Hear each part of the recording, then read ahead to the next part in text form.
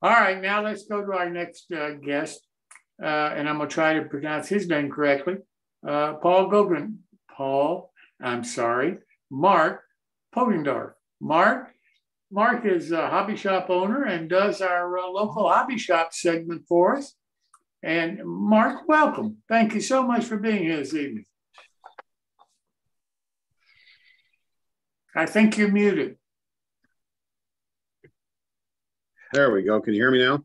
I can hear you now. Yes, sir. Okay, great. Unfortunately, we've had kind of a bad run of luck getting some guests on to interview as far as shop owners. We've had a couple that have had COVID. One of the shops that I was going to have on tonight is actually announced a few days ago. They're closing down. So they're going out of business, which is very unfortunate. They just can't make a go of it, apparently. So, kind of wanted to talk a little bit about that. Now, I'm also on the road. I'm actually at my in-laws' house tonight, and I've been doing a couple of train shows. I'm in Washington right now. I just did the train show in Boise, and I have two ahead of me in Washington, and these are back-to-back weekends. Then I go to Sacramento, then Southern California, then Utah, Denver. The one thing that is kind of baffling me, I'm seeing a serious uptick in sales at train shows.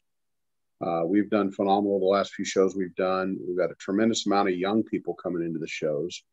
And the one thing that, I'm going to say to all these retail stores that seem to kind of have a woe is me attitude right now post-Christmas is that they need to get out there to these shows and represent themselves and have a booth like we do. Because we get follow-up calls consistently once we've attended a show and I've talked to customers. They're calling our store and placing orders. And we've developed that relationship at the show. They now they know who we are. They put a face to a name. And it has been a great source of increasing our business and our placement of our business in the public's eye. And I've talked to a few stores trying to get them on board. And I get excuses like their competition. That I don't want to go to a store because I don't want to compete with people, a show, excuse me. And I don't understand that line of thinking at all, because I started doing shows a few months after I opened back in 2009, and it has done nothing but grow my business. And then the other side of the coin that I'm seeing with the reason I didn't get another store to come on tonight was two of his employees just didn't show up. So he couldn't spend the time to come in and be on the show. So we're seeing some kind of strange things out there right now. I know the inflation's affecting people. I know staffing is short, but it would seem to me that just like me as a retail store, I'm getting out here beating the pavement, and it's paying off for me. So it's not a lack of customers. It's not a lack of desire to buy things. I think some of these store owners are, I hate to say it, getting a little lazy. So, well, one of the things that I pick up from hearing you talk, as well as from hearing Scott talk to Phil a few minutes ago, it's that personal contact, and bringing that personal contact then back to your store, whether it's by a telephone or however it is, but that personal contact at the show seems to make all the difference. That's when people are either buying into who Mark is and what Mark is doing for them, or not. And that's kind of what I got from what Scott was saying about how he's attracting NMRA people to join his division. Yeah, Scott's a great guy. I know him, by the way, and he is a great guy. And they put on one heck of a show down there. And I've actually done that show before, and it was phenomenal for us. And I'd love to get back there. But yeah, that personal touch, I'm just not understanding it. And trying to get some of these people. And I've actually had a few stores say, I don't have the time. I don't want to be bothered. Then I had another store that told me, well, I don't deal with Zoom. I don't know how to do it. I just can't. And it just seems like they're selling themselves short, or they're getting lazy. But Scott is very right. The personal touch, my wife says she's still down at the store until tomorrow. She's flying up here. But she says she has already had 17 calls from the Boise show that has totaled quite a multi-$1,000s in sales after I was at that show. So guys who own retail stores, if you're listening, you need to get off your butts and get out to these shows and support the hobby. Mention the NMRA, mention the different organizations that you're part of, seek them out. And I think it would greatly help the business, because if not, I see a lot more stores going down. Unfortunately, we're getting in, our cost of goods are increasing. Some of our products are getting harder to get. And that's why I personally have switched. A lot of my products now are pre-owned and vintage, and people are ecstatic. Like at the show, people are gobbling up stuff. I haven't seen this in 10 years. I've been looking for it. And they're happy, and they're coming back. And then they're calling me, placing a new pre-order for something from either Walthers or something like that. Or they're looking for more of the vintage stuff. So I think that is paramount in keeping these brick and mortars above the wall without sinking. Mark, why do you think you're having trouble getting inventory or product? Well, a lot of it's the supply chain. I call it the COVID excuse. We're still using that. It's just like FlexTrack. It's one of the staples. Everybody wants to, they love the new brass locomotive or the new latest and greatest from the different manufacturers like Broadway Limited or what have you. But when you don't have any track to run it on, it's kind of difficult. Another thing that I want to share with everybody is cork. I recently had a conversation with the vice president of Midwest Cork, and I asked, why can we not get any cork in the United States? So I believe her name was Tracy. She told me that, she says, well, here's the problem, and this is right from the horse's mouth. They are getting their cork offshore now, but they are cutting it still at their facility in the United States. She said the entire container of cork looked like Swiss cheese. They physically couldn't cut it on their machines, and they couldn't sell it because it was in such poor condition. She says every time we call, they say, oh, we're shipping it out. It's on the water. She's getting excuse after excuse. So her words to me exactly were, we have no idea when we're going to get cork or if we're going to get cork. It's a huge part of our business at Midwest Cork, but we cannot give our customers a straight answer. So, because I wanted something to tell my customers, because they're coming in the store, getting owly with me that they can't get cork. They're complaining. They go on the internet, nobody has cork. So that's one huge thing, because everybody likes to put cork under track. And there are a couple of alternatives out there that are foam based, and in all honesty, a couple of them are not that great, and they tend to fail. The scenery doesn't stick to them and so forth. So I don't even carry those products in my store. So right now I'm without cork, and I'll get a couple of boxes of Atlas FlexTrack in or something like that, and it's gone in a day. So that's one of the major things we're seeing. The pre-orders of rolling stock from the manufacturers, that seems to be pretty good when it shows up. But again, there's a lot of basic stuff that we're getting back ordered. And I see somebody, the wine industry, because I'm in the wine country. Santa Rosa Roanoke Park is right in the heart of the wine country. I've actually approached one of the guys who I know, actually went to high school with, who makes corks for wine bottles. And I asked him, because they use a silicone cork now, because they're having problems getting cork, the raw cork, to do the wine bottles. So he took a piece of cork that I had, and he looked at it, and he talked to his powers that be there and other people. And they said basically what they would have to do is they would have to make a mold, because all of the corks that you're getting now in a lot of these bottles, they're not cut, they're molded. So you would have to have somebody machine a mold and pour this silicone cork product in there. And so it's like casting. So that's quite costly. And Tracy at Midwest Cork also mentioned that she had tried that avenue, and she said it's just way too costly to produce. So we're kind of at a big loss right now without having cork. And as you know, Homosote's very hard to find. Like in the state of California, it's almost impossible to go into any home supply store and buy a 4x8 sheet of Homosote anymore. Now, when I'm traveling out of state, like I just went to the Midwest to Nebraska, I can get all the Homosote I want, but I can't even buy it in California. They have this other ergonomically tree hugger friendly soundboard that literally, the second you run it through the saw, it explodes. I actually tried a piece of it, and it's a joke.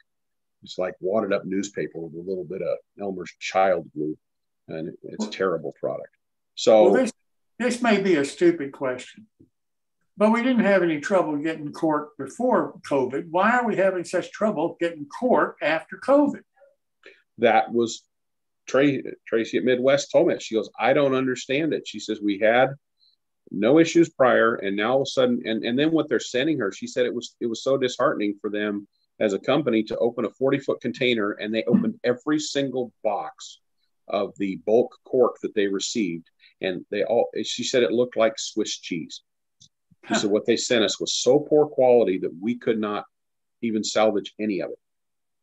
And they're trying to find other sources because, as you know, Midwest products, that's a huge revenue stream for them. So to lose that, it's really bothering them. And Midwest Cork was absorbed into another company about 3 years ago.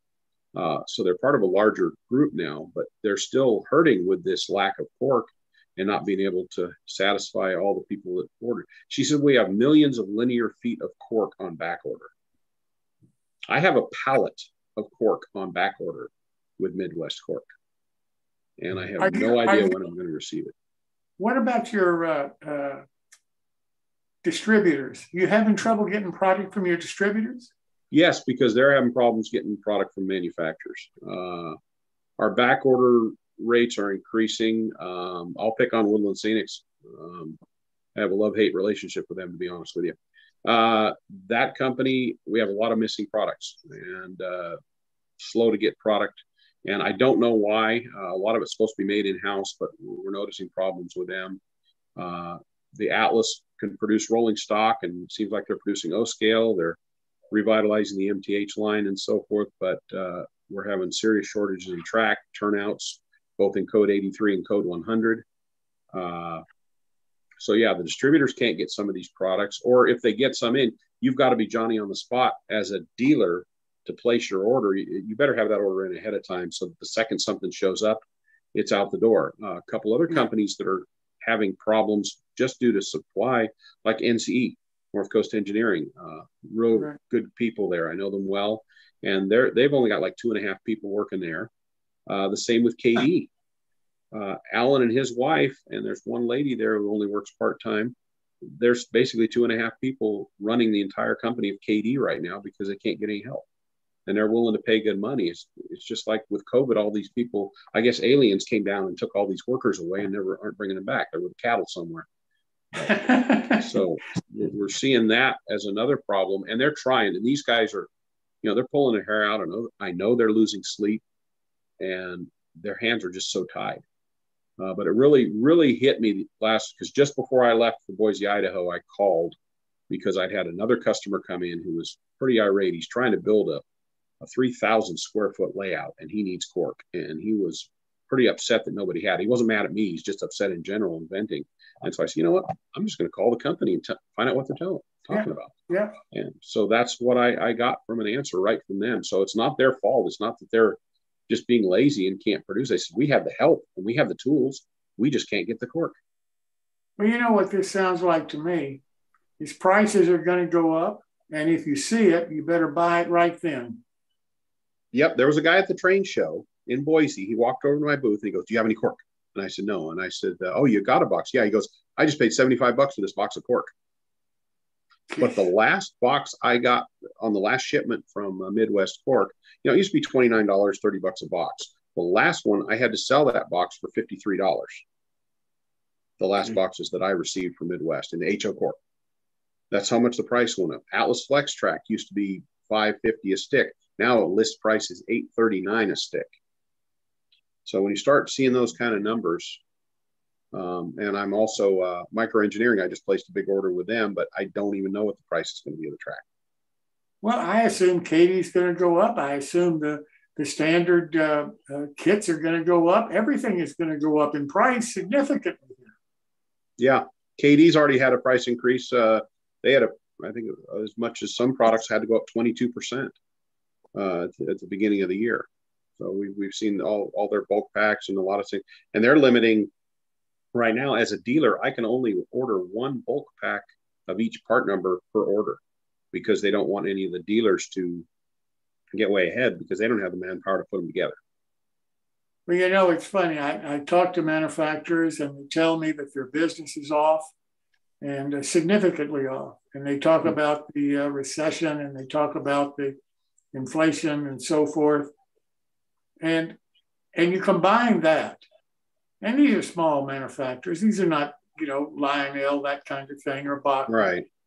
But you combine that with the kind of information you're giving out, and it seems like our hobby is going to be in a real supply mess here.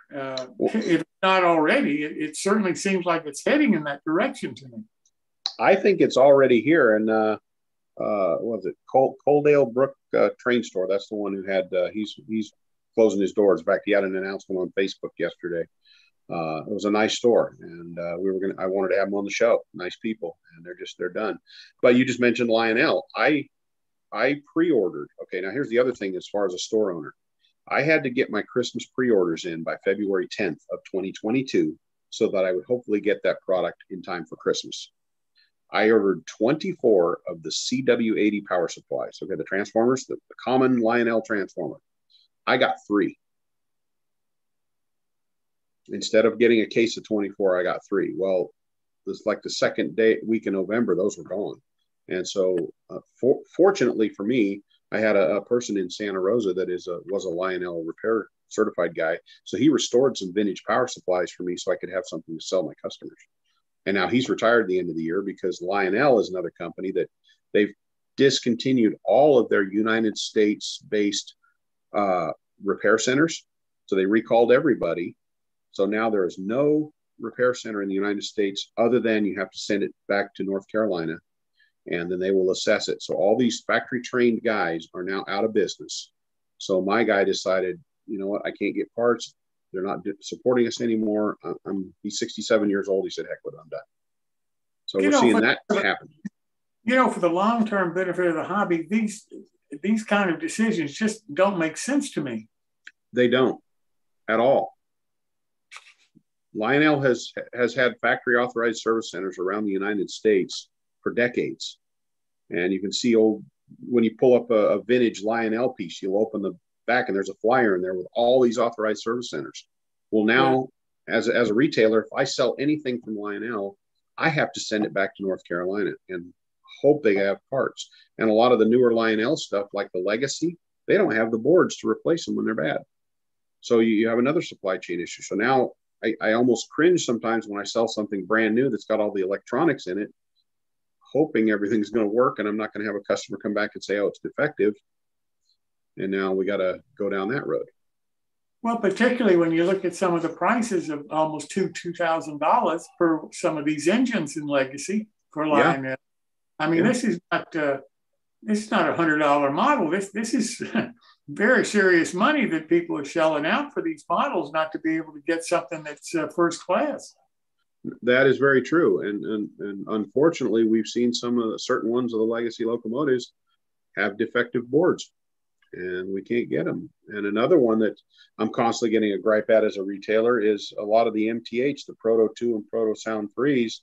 There are no parts available for those. So as a purchaser of pre-owned stuff, all of the people that I know and myself, we are politely declining to purchase anything MTH because we can't get the parts to fix them. And if the battery leaks, the board's fried. So you've just got this compound issue which was kind of funny. I was joking with my wife that our old Athearn Blue Box sales have increased tremendously over the holidays because those things are as simple as they come. They're built like a tank. And they work. They work. And you can put DCC in them. So you got something simple. Yeah, they work. They're super simple. They work. So yeah, we've and at this show, again, it was another thing where I sold probably 60% of the products that I sold at this show were pre-owned. And I took a lot of new product too.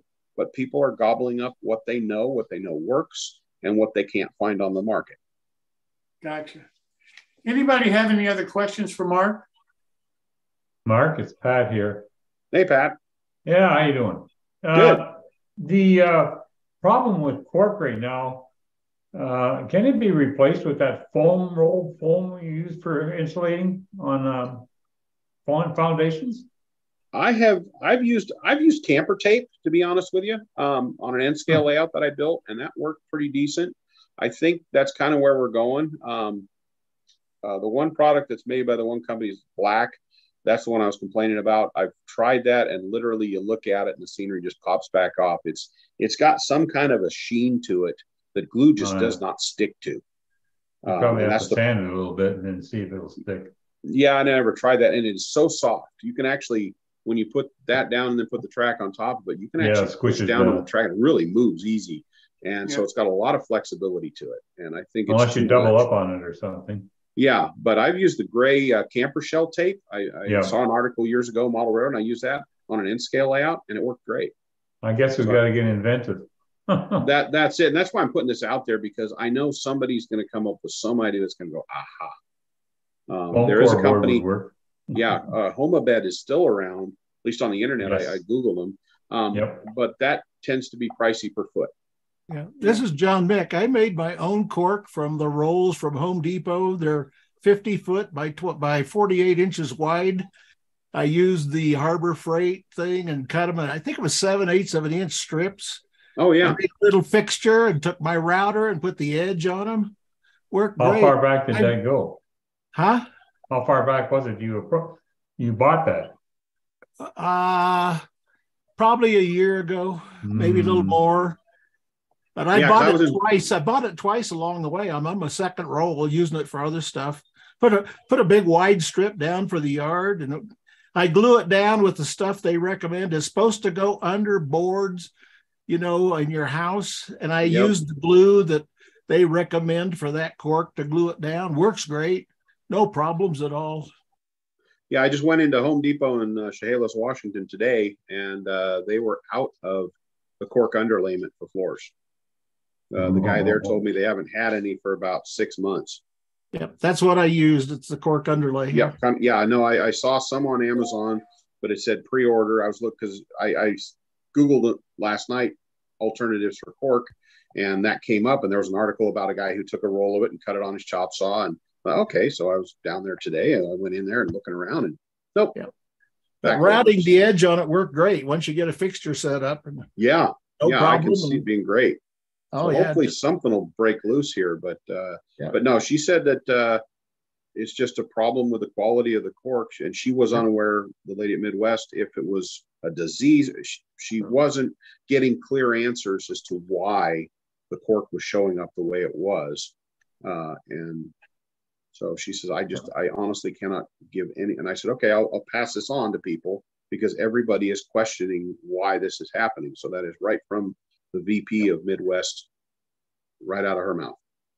Well, Mark, you haven't given us very good news, but I want to thank you so much for doing this segment on the show. I think it's important for everybody to understand what the hobby shop owner is facing, the challenges that they have, and where the hobby is going here from the standpoint of the hobby shop owner. So thank you so much for doing this. No problem. No, we'll be back again next month, and I do have a guarantee confirmed. The gentleman is, for next month, he's going to have his wife watch the store, because he Googled it when I talked to him and was really excited about coming on and giving his opinion about what's going on in the hobby. So I think the holidays also kind of hurt some of this. I think people were just burned out. Yeah, I can understand. Well, listen, you have a great year. Most happy to you, and same to you, Jim. Thanks so much. Yeah. We'll talk to you real soon. Yes, sir.